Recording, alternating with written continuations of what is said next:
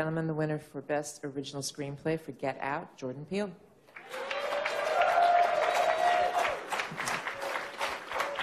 We're going to start with 57, and then I'll go to 38. Am I about to be auctioned off right now? Yeah. We're just You absolutely are. This Get used to it. Creepy. All right. Hey. This is the reward for winning. Congratulations. Okay, wonderful. Hi, Denai. Back here in the back. Where you at? Denai Harari. Nice to meet you, Jordan. Hi, Denai. I want to know how it feels to be a part of one of the most memorable times for Black film. Oh my God, it's a renaissance. This is, you know, something that, you know, I almost never became a director because there was such a shortage of role models. We had Spike, we had John Singleton, we had the Peebleses, we had the Hughes brothers, but they felt like the exception to the rule. I'm so proud to be a part of a time, the beginning of a movement where I feel like the best films in every genre are being brought to me by my fellow Black directors. It's very special, and I think that goes for all areas of inclusion. But it's quite clear with the work that Ava's doing, that Ryan's doing, F. Gary Gray, Barry, that this is a very special time. We're going to 38 and then to 123. Okay. 38. Congratulations. Robert Ramirez, Motion Picture Association of America. You mentioned the crew during your speech. What can you tell us about the below-the-line crew specifically on your film?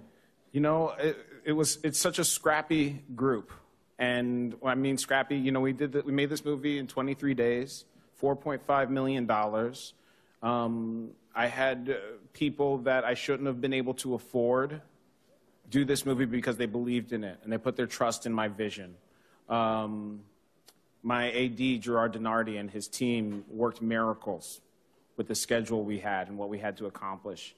My wardrobe department, Nadine Haders, my costume designer, worked miracles with what she had to work with. Toby Oliver and his department worked miracles. Rusty Smith. This is an independent film, and we sweated for it. So I felt like I had the privilege of being a pirate captain with a swarthy group of real badasses. And I love them. I'll never forget a single one of them. Thank you.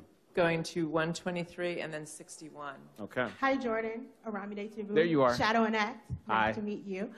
As you continue to move forward telling stories about race and things that have affected us in our society, how important are Oscars and other awards essential to you for validation or to continue to move forward? Well, you know, I didn't know how important this was. I always wanted this, but the campaign is grueling, and there are times where I questioned what is it all about.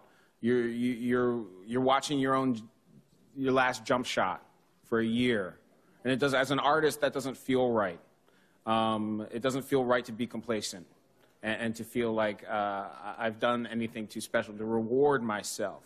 When the nominations for this came together, first of all, when the nominations came out, I had this amazing feeling of looking at the 12-year-old that had this burning in my guts for this type of validation.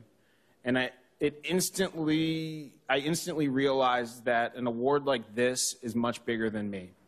This is about paying it forward to the young people who might not believe that they could achieve the highest honor in whatever craft they want to push forward. You're not a failure if you don't get this, but I almost didn't do it because I didn't believe that there was a place for me. Whoopi Goldberg and her acceptance speech for Best Supporting Actress for Ghost was a huge inspiration to me. And when I got nominated, one of the first things I did was reach out and call her and thank her for telling young people who maybe doubted themselves that they can do it. So I hope that this does the same and inspires more people to use their voices. We're going to 61, and then I am being told to wrap up, so we'll end with number 1 right here. Hi there, Natalie here from Forbes. This might sound counterintuitive, but did having a small budget give you freedom as a director? If so, how? You know what? I don't know if I would describe it as freedom, but in a way, the truth that I didn't have a lot to work with did set me free. Very early on, I had to face the facts. I was not going to be able to get everything I wanted or felt like I needed for this project. So I had to do like a Jedi mind trick on myself and say, every obstacle that comes up, because there's 40 a day, every obstacle that comes up is a gift. This is my improv training working. Every time a brick wall gets put up, that is putting me in a position where I have an opportunity to make a stronger choice than I started with.